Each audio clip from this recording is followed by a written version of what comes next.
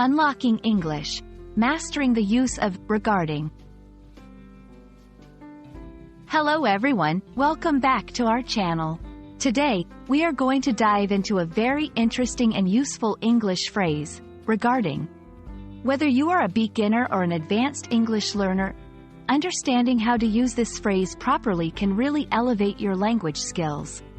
So, let's get started. Regarding is a preposition that is used to introduce a topic or subject in a conversation or written communication. It helps to focus attention on what is being talked about. Essentially, it means concerning or with respect to. For example, in the sentence, regarding your email, I have a few comments. The speaker is bringing focus to the email that was sent.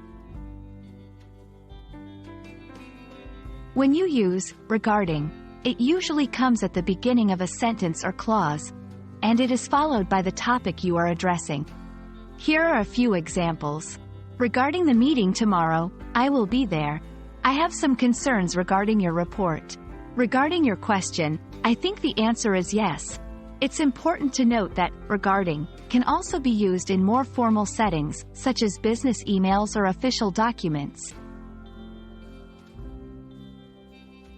One common mistake learners make is confusing regarding with regard as.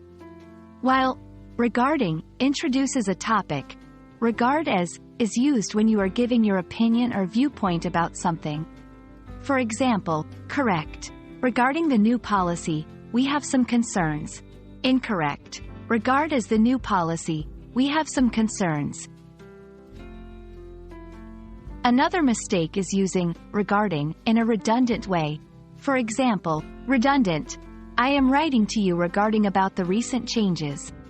Correct. I am writing to you regarding the recent changes. And that's it for today's lesson on the use of regarding.